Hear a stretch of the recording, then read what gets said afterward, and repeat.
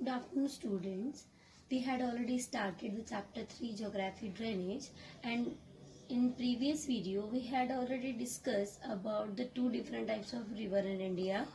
First Himalayan river and second peninsular river. In Himalayan rivers there are three rivers, means first Ganga, Indus and Brahmaputra. So these three rivers are originated from Ganga, from Himalayan mountains, and these river system are giving very much fertile over in the northern plains. So first of all we are discussing here the definition of the river system. The definition of river system is a river along with its tributaries, means one important and main river along with its tributaries, it has also known as river system. So this is the smallest and simple definition of river system. Now this Himalayan river system, in three rivers are including this. First Ganga, then Indus and now Brahmaputra river. Here we discuss only two rivers. Later we discuss Brahmaputra. So first of all Ganga. Ganga is originated, means its originating point is on Himalaya at Gangotri glacier, means this Ganga river is originating from Gangotri glacier and it melts and down towards in Haridwar plains in northern. We also known as that plain is northern plains, and we had already discussed in the chapter 2. Now we have discussed about the main river Ganga and those river which are supporting that main river with their water and or already share their water with this main river, we are calling that tributaries. So Ganga have in Haridwar plains have three main tributaries: Yamuna, Ghagra, Kosi, Gandak and at all. Now Yamuna is the main river and it is originated from Yamunotri glacier, means this is already a tributary of Ganga, but this is that river is originating from the Gangotri glacier. And Yamunotri glacier, from Yamunotri glacier the river Yamuna meet at Ganga at Allahabad. So, and in the point of view of the pilgrim, this is the center of the Sangam, means Ganga and Yamuna meet at the Allahabad and Ganga is the full of water from that side. When it goes to the West Bengal, it is known as at Hooghly, means different places have a different names of river, means Ganga is only a one river, but in the West Bengal at Calcutta it known as Hooghly river. It is in Bay of Bengal. When it goes to the southward, it is called Meghna river and it already flow into the Bay of Bengal. Before going to the Bay of Bengal, it created a very fertile land and form a world's largest delta at Sundarban Delta, and after that it flow into the huge water body Bay of Bengal. So this is the whole created so many fertile lands, glaciers, after that plains. It provide fine silt water throughout the air and it is also called a perennial river. So I hope you understand properly the importance of Ganga river in the northern plains to southern plains. Okay. So now we move to the Indus river. It is originated at the Tibet Mansarovar lake, means it is not originated from the India, Tibet in the China, and it is also part of the Himalaya. So Tibet at Mansarovar, it originated plate of Indus and it moved after that Ladakh and come to the Jammu and Kashmir. And let's discuss about the tributaries of Indus: Hansa, Zanskar, Nubra, Shyok. These all tributaries of Indus are connected with Kashmir and join the Indus. So Indus had at that place, Indus is a lot of water at that place. Now we are, when Indus river is coming to the next lower middle course, it joined the Satluj, Beas, Ravi, Chenab, Jhelum at the Pakistan. Means Hamza, Zanskar, Nubra and Shyok. These tributaries are connected with Indus in Kashmir, and after that it goes to the Punjab, Haryana and Rajasthan, Punjab, Haryana part, and it fertile that place and provide the water and go to the Pakistan area with their B, Satluj, Ravi and Chenab, Jhelum tributary rivers. And it at the last, it lower course, it goes to the Arabian Sea. But one important thing about the Indus is we had already a treaty with Pakistan named that Indus Water Treaty in 1960. Means in this treaty India has only used 20% of water of the Indus, and other remaining water is used by the Pakistan. And we are discussing about the length of this river is 2900 kilometer. So I hope you understand properly that Ganga and Indus is most important rivers of Himalayan region, and one more important river is Brahmaputra, and we have discussed after this day. So I hope you understand the importance of Ganga and the importance of Indus. You can note it down, their tributaries, their length and their position of different places and their names also. Means Ganga is also called in southward area Meghna, in Calcutta it's called Hooghly, West Bengal. So you can understand properly that different names of same river. So you can note it down, learn it properly and make the notes for that. So I hope you understand properly. Thank you. Students, we have already discussed about this chapter 3 drainage, and we have completed 2 topics. First, just like that, our chapter is drainage, and we had already completed in comparison already discussed in Himalayan region rivers and the peninsular rivers. So we had completed yesterday's video the Indus river and the Ganga river. Now this is the third important river of Himalayan rivers is Brahmaputra. See that the sketch of Brahmaputra river, here is the information written here.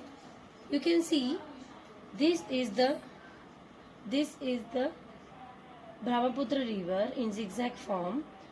It originates from the east of Mansarovar in Tibet, and it flows parallel to the Himalayan mountain. Means it not touch the boundary of India. It enters in Arunachal Pradesh by taking U-turn of this river, and before that it parallel to the Himalaya mountain. Now when it take the U-turn and entered Namcha Bharwa in Arunachal Pradesh. Arunachal Pradesh it called as Dihang, means the name of Brahmaputra river is Dihang at the Arunachal Pradesh. Let's discuss about the tributaries. The tributaries of Brahmaputra river are Dihang, Lohit, Kanula, and after that it enters in the Bay of Bengal. Before that it formed the world's largest delta with the river Ganga, called that delta Ganga Brahmaputra delta, and that area is Sundarban delta. So when it enters into Bangladesh, it support to the rivers Jamuna and Tsangpo in the Bangladesh. So this is the information about the Brahmaputra river, and it is the most important Himalayan river. So we had already completed the Himalayan rivers topic. Now move to the peninsular river. Peninsular river has so many rivers, but the important thing is that these rivers are not perennial, means these rivers are not flowing throughout the year. These rivers are seasonal rivers. So first of all we discuss about the Narmada river basin, because these rivers are from the basins. So let's talk about the Narmada river basin. So first of all we could talk about the origin. Narmada river origin from the Amarkantak hills in Madhya Pradesh, and it flows to the Madhya Pradesh and cover most of the part of Madhya Pradesh and enters into the Gujarat. During their time, when it flows from the Amarkantak to the Madhya Pradesh and Gujarat, because of this, that flows are very speedy. Means this river is not slowly flow. These river are formed marble rocks and Dhuadhar Falls. Those marble rocks and Dhuadhar Falls in Jabalpur, Madhya Pradesh, and it's formed by the Dhuadhar because of it falls a very high area to the lower area, and it produce smoke. That's why it called is Dhuadhar. Dhar means falls. That's why these are called Dhuadhar Falls, and it forms the marble rocks. Means in Jabalpur areas, most of the rocks are marbles and formed by the Narmada river. So the river basin is to Amarkantak Hills to Gujarat. So it flows into the Arabian Sea after entering the Gujarat. So this is the whole information about the Narmada river basin. So I hope you understand properly that Narmada river is most important river of Madhya Pradesh. That's why it's calling lifeline of Madhya Pradesh. So you can see here one more difference about the Himalayan rivers and peninsular rivers. Peninsular rivers are cover the northeast to northwest part of the Himalayan range, and when we move downward southward of the India, this is the peninsular region. That's why we are calling these rivers are peninsular rivers, because they are originate plates of the peninsular region, and these Indus, Ganga, Brahmaputra are Himalayan rivers because of their origin from that sea. So most of the two important rivers, Narmada and Tapi, are flow into the Arabian Sea, and other most of into the Bay of Bengal. So this is all about this Narmada river, and you can note it down about this information and learn it properly, because it is most important notes for this chapter, and one mark questions are arising from this topic, so you can understand properly, I think, and note it down. Thank you. Good afternoon, students. We had already started the chapter 3 and completed 2-3 important topics in this chapter, drainage, and now we are moving to the peninsular rivers, and we had already completed the Narmada river basin, the Tapi river basin, and Mahanadi river basin. Now we move towards the Godavari river basin. One important thing is that Godavari river basin, the peninsular river system, is a largest river basin. It means it cover it and its tributaries cover so many fertile land and giving the water for the irrigation and agricultural work. So Godavari river, their origin place is Nasik in Maharashtra, and its length is 1500 kilometers.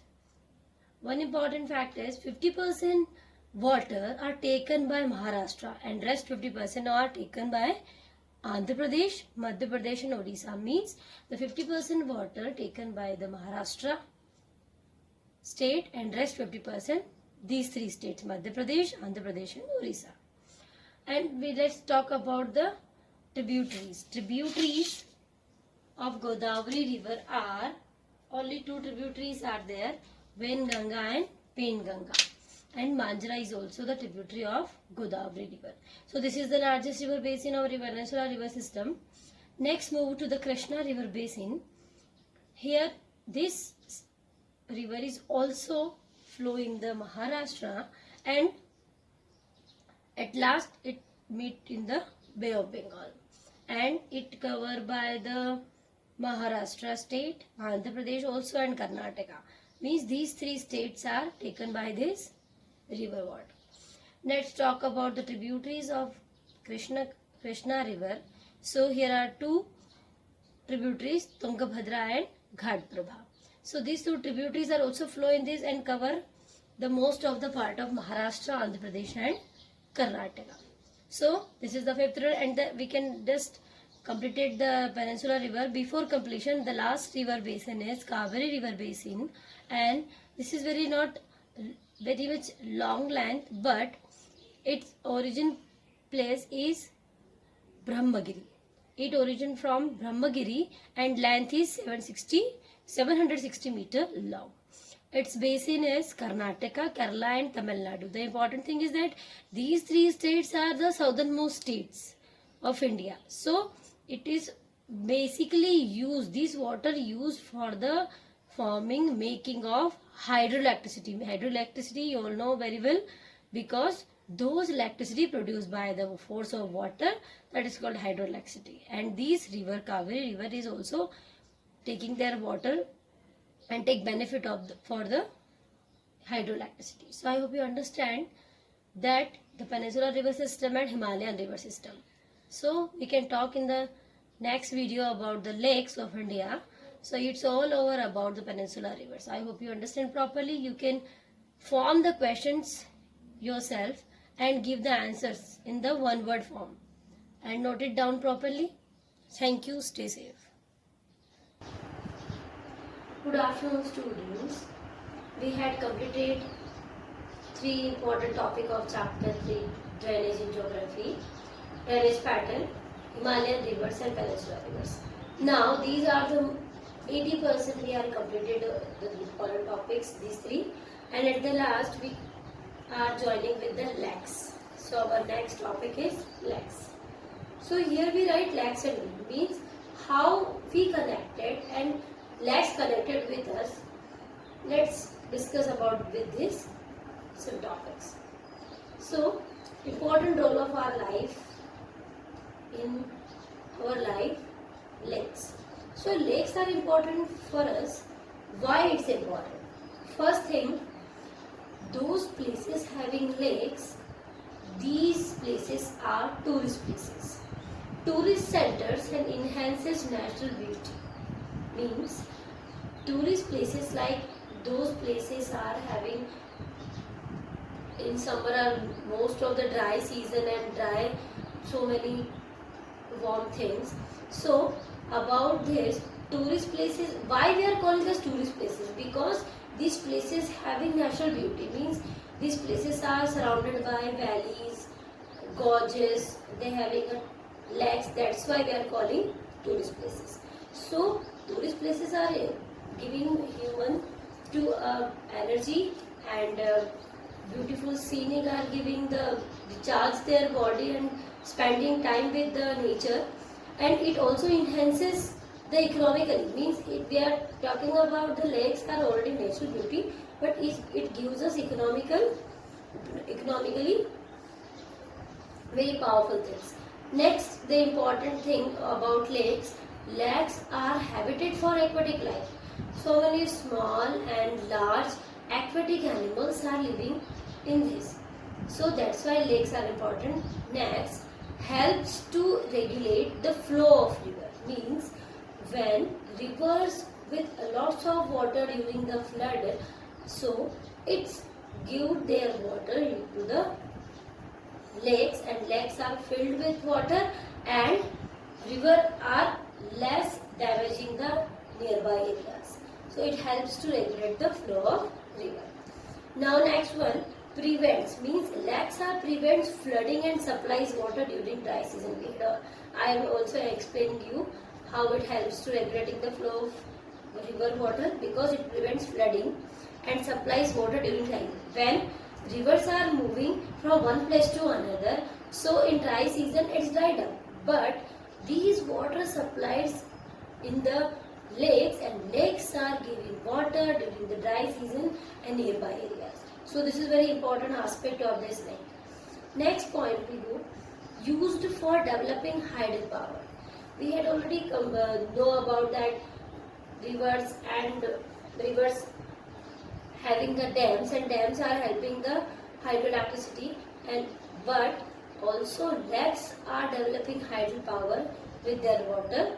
So it is important thing. Next one, they moderate the climate of surroundings. Means when we feel so warm and so hot, so we can go with these places and we are feeling moderate temperature. Means a sea breeze and like breezes, land breeze and sea breeze, and we feel like moderate temperature comparison to other landforms. So it is also helping the changes the phenomena. Let's discuss about the largest lake in the world. Caspian Sea is the largest lake in the world, and why we calling this Caspian lake in place of sea? Because what is the difference between lakes and sea? lakes are having natural and pure water, not more minerals in the lakes, but sea having more minerals. That's why its water is salty. But why we are calling Caspian Sea? Why don't we call Caspian Lake? Because in Caspian Sea is the largest lake. Means it has a one or two, not one or two more rivers. It has a more than two rivers flowing and dumped into with the so too much minerals. That's why its water it's getting salty. That's why we call Caspian Sea. And Dead Sea also a largest lake after the Caspian Sea. So I hope you understand the importance of lakes and what the role playing lakes in our economically and natural beauties in the surrounding. So you can note it down properly. Write the question about what is the importance of the lakes and important role in our life. So you can write these important points so you can cover that answer. So I hope you understand properly what these things are giving me to you. Note it, learn it today. Thank you.